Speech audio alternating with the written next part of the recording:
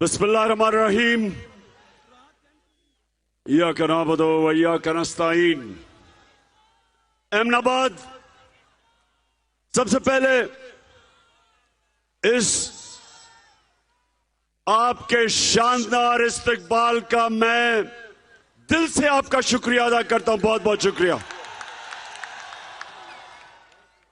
अहमदाबाद मेरा मतलब इस मार्च, ये जो इस्लामाबाद की तरफ हम हकीकी आजादी की मार्च कर रहे हैं, उसका मकसद क्या? खास तौर पे मेरे जो नौजवान यहां और पता नहीं 3 दिन से आप इंतजार कर रहे थे, और मुझे आपसे माजरत भी करनी कि हमें देर लगी पहुंचने में।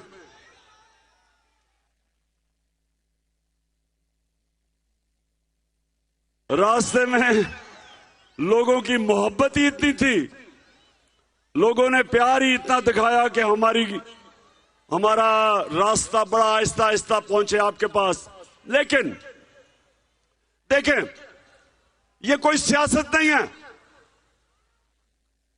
ये जहाद है। ये इस मुल्क को हकीकी तौर पे आजाद करने की जहाद है। कायदे आजम ने हमें अंग्रेज से आजादी दिलवाई, और जिस तरह कायदे आजम ने, इसके बावजूद कि उनको पता था कि वो ज्यादा देर जिंदा नहीं रहेंगे, कैंसर थी उनको, लेकिन उन्होंने इस तरह की जद्दोजहद की कि आज हम, और जब तक पाकिस्तान रहेगा, हम कायदे आजम का शुक्रिया अदा करेंगे कि उन्होंने हमें आजादी दिलवाई। लेकिन अहमदाबाद, हम अभी तक आजाद नहीं हैं। मेरा मकसद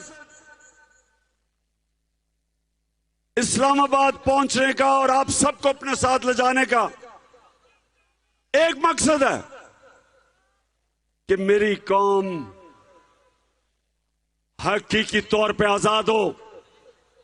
और आजाद कैसे होगी? जब मेरी कौम को इंसाफ मिलेगा, जब ताकतवर और कमजोर के लिए एक कानून बनेगा, जब छोटा चोर, गरीब आदमी जेल में जाए और बड़ा डाकू एनआरओ लेके वजीर आजम बन जाए।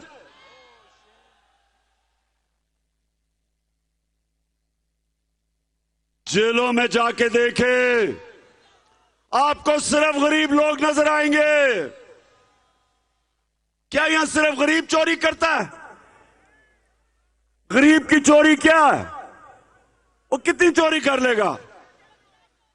वो साइकिल चोरी कर लेगा, मोटरसाइकिल कर लेगा, ज्यादा ही बड़ा चोर हो तो गाड़ी चोरी कर लेगा। लेकिन यहां तो मुल्क को चोरी कर देख के बाहर भाग गए हैं। यहां तो मुल्क को लूट गए हैं। ये जो जूते पॉलिश करने वाला शहबाज शरीफ,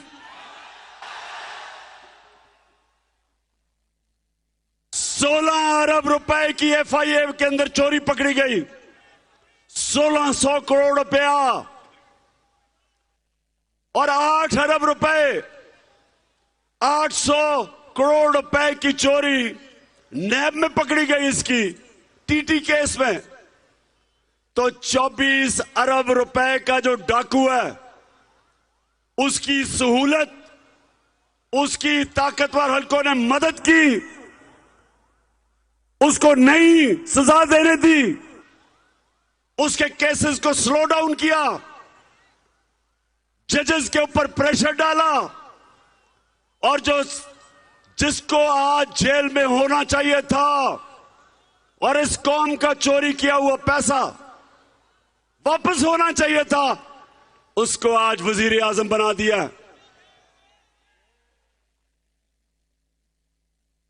जो राणा सनाउल्लाह,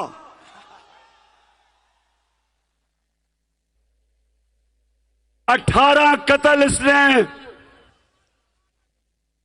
आबिद शेर अली का बाप जो नून लीग में, उसने कहा 18 कत्ल किए हैं इसने। लोग कहते हैं उससे भी ज्यादा इसने कत्ल किए हैं, जमीनों पे कब्जे किए हैं। सबसे बड़ा जुराइम पेशा आदमी, उसको इंटीरियर मिनिस्टर बना दिया। मॉडल टाउन में दिन दिहाड़े 14 लोगों का कत्ल किया इसने। ये वो जाके इंटीरियर मिनिस्टर बन गया। और जिसको फाइनेंस मिनिस्टर बनाया, जो फाइनेंस मिनिस्टर है इसहाक डार, इसने मैजिस्ट्रेट के सामने एक स्टेटमेंट दी है कि मैं शरीफ खानदान के लिए पैसा चोरी करके मुल्क से बाहर भेजता था, मनी लॉन्ड्रिंग करता था। खुद इसने लिख के दिया है। और वो जो भगौड़ा नवाज शरीफ सजा याफ्ता है, उसको अदालतों ने 2 साल की तफ्तीश के बाद सजा दी। और ये नवाज शरीफ जो JIT बनी थी, जिसने तफ्तीश करके इसको सजा दिलवाई, और 4 लंदन के सबसे महंगे इलाके के अंदर जो फ्लैट थे, जो मरियम के नाम पे थे। अफसोस इस मुल्क की बदकिस्मती कि उसने, जज ने बरी कर दिया कि जी उसे कहता साबित करो उनके फ्लैट हैं। साबित क्या करते? नवाज शरीफ ने खुद असेंबली में कहा कि ये हमारे हैं। उसके बेटे हुसैन शरीफ ने कहा अल्हम्दुलिल्लाह ये मरियम के फ्लैट हैं। और जज उससे पूछता कि साबित करो, और अपना नायब का आदमी बिठाया जो कहता जी मैं तो साबित कर ही नहीं सकता। तो अहमदाबाद सुन लो मेरी बात।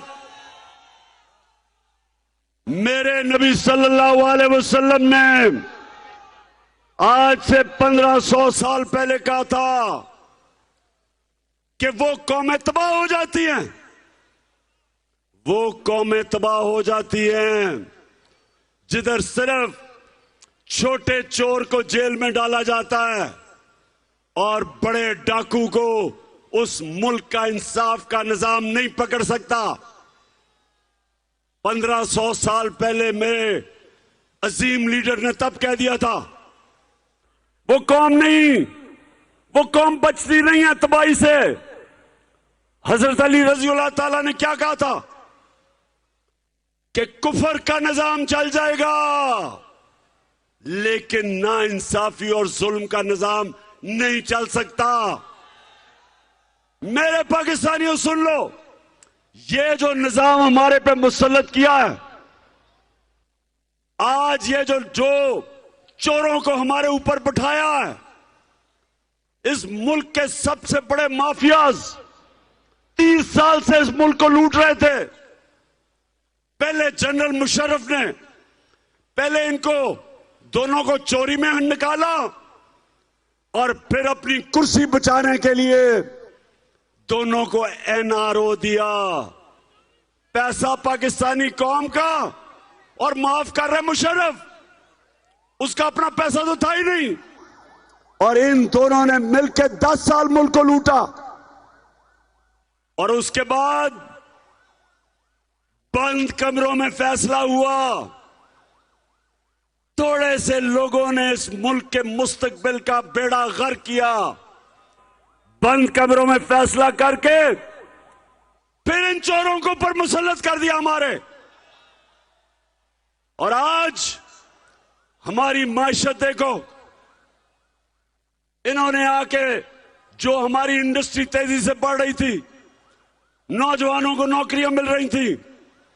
वर्ल्ड बैंक कहता है कि सारे बर्रे सगीर में पाकिस्तान में सबसे ज्यादा रोजगार दिया जा रहा था। हमारी माशत 2 सालों में 17 साल के बाद सबसे तेजी से आगे बढ़ रही थी। कोरोना के बावजूद हमारे किसानों के पास कभी इतना पैसा ही नहीं आया जो हमारे आखिरी 2 सालों में आया। फसलों की कीमत मिली, उन्होंने अपनी जमीन पे लगाई, 4 हमारी फसलों की रिकॉर्ड पैदावार हुई, मुल्क खुशहाली की तरफ जा रहा था, सबसे ज्यादा टैक्स इकट्ठा किया, रिकॉर्ड एक्सपोर्ट्स की। इस मुल्क में बैरून मुल्क पाकिस्तानियों ने सबसे ज्यादा पैसा $31 अरब भेजा, तो मुल्क तो ऊपर जा रहा था। बैरूनी साजिश हुई उनके साथ, और बैरूनी साजिश याद रखो कभी कामयाब नहीं होती जब तक अंदर सहूलतकार ना हो, जब तक अंदर मीर जाफर और मीर सादिक ना हो, कोई साजिश कामयाब नहीं होती। बंद कमरे में फैसले किए गए, मुल्क के मुस्तकबिल से खेला गया, चोरों को ऊपर मुसल्लत किया गया। और जब देख रहे हैं कि अवाम रिजेक्ट कर रही है इन चोरों को, 35 इलेक्शन हुए, 37 इलेक्शन हुए पिछले 6 महीने में, 37 बाय इलेक्शन हुए हैं जब से हमारी हुकूमत को हटाया है। 29 तहरीक इंसाफ ने जीते हैं।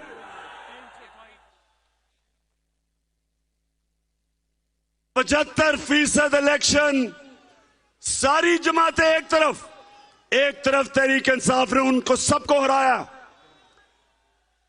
दुनिया की तारीख में, दुनिया की जमहूरियत की तारीख में ये आपके सामने वो इंसान खड़ा है जिसने वर्ल्ड रिकॉर्ड कायम किया है। 8 इलेक्शन जीता हूं मैं, 8 इलेक्शन, और एक ही असेंबली के 12 इलेक्शन जीता हूं, सिर्फ इसलिए कि सारी कौम फैसला कर बैठी है, इन चोरों को रिजेक्ट कर बैठी है, इस माफिया को रिजेक्ट कर बैठी है। वो जो बार भगोड़ा, जब इससे सवाल पूछा जाता है कि नवाज शरीफ बताओ ये आपके पास पैसा किधर से आया, तो दुम दबा के बाहर भाग जाता है, वहां जाके डील करता है, वहां जाके डील करता है, और जब यहां डील होती है तो वापस आता है, फिर लूटता है, फिर मुल्क का पैसा लूटता है, और फिर जब पकड़े जाने लगता है फिर बाहर भाग जाता है। अब वो भगोड़ा बाहर बैठ के इंतजार कर रहा है कि यहां माहौल साजगार हो, यहां ताकतवर हलकों से अंडरस्टैंडिंग हो कि वो फिर से वापस आ जाए। नवाज शरीफ तुम भी सुन लो और तुम्हारे सहूलतकार भी सुन लो, सब सुन लो, हैंडलर सुन लो कि ये पाकिस्तानी कौम है, ये भेड़ बकरियां नहीं है, ये गाय भैंसे नहीं है कि जब तुम्हारी बात ना माने, जिस तरह गाय भैंसों को डंडे मार के इधर लपीट कर दो और जब चाहे तो उनको इधर भी कर दो डंडे मार के। ये पाकिस्तान की कौम है, ये उम्मत है, ये दुनिया के सबसे अजीम लीडर नबी सल्लल्लाहु अलैहि वसल्लम की उम्मत है। ये ला इलाहा इल्लल्लाह में मानने वाले लोग हैं। इनको अगर आप ये जो जबरदस्ती कोशिश करेंगे कि इन चोरों की हम हिमायत करें या इनकी क़ियादत को कबूल कर दें, मैं आज आपको कह रहा हूं कि कौम आपके खिलाफ हो जाएगी। कौम किसी के साथ, जो इनके साथ होगा कौम उनके खिलाफ होगी। इदारों की इज्जत तब होती है जब कौम इदारों की इज्जत करती है। इदारे अपनी इज्जत कैसे करवाते हैं? अपने फैसलों से। जज अपनी इज्जत कैसे करवाता है? अपने फैसलों से। जस्टिस कॉर्लिनियस को आज भी दुनिया जानती है कि वो एक ऐसा जज था जो इंसाफ कायम करता था। कानून की बालादस्ती, उनकी इज्जत करते हैं लोग। अपने इदारे, उनकी मजबूती तब होती है जब कौम उनके पीछे खड़ी हो। और अगर वो इदारों का ख्याल है कि वो चोरों के साथ खड़े हो और ये समझे कि ये भेड़ बकरियां भी उनके पीछे लग जाएंगी, भेड़ बकरियां तो लग जाएंगी, पाकिस्तानी कौम नहीं लगेगी। हम इंशाअल्लाह इस्लामाबाद आ रहे हैं। मैं सारे पाकिस्तान से जैसे इस्लामाबाद के करीब पहुंचूंगा, और हमें देर लग रही है, हमें 8-9 दिन लगेंगे इस्लामाबाद पहुंचते हुए। सारे पाकिस्तान को मैं आज दावत दे रहा हूं, गिलगित बल्तिस्तान से काफिले निकलेंगे, बलूचिस्तान से काफिले निकलेंगे, सिंध से काफिले निकलेंगे, सारे पाकिस्तान से काफिले निकलेंगे इस्लामाबाद की तरफ।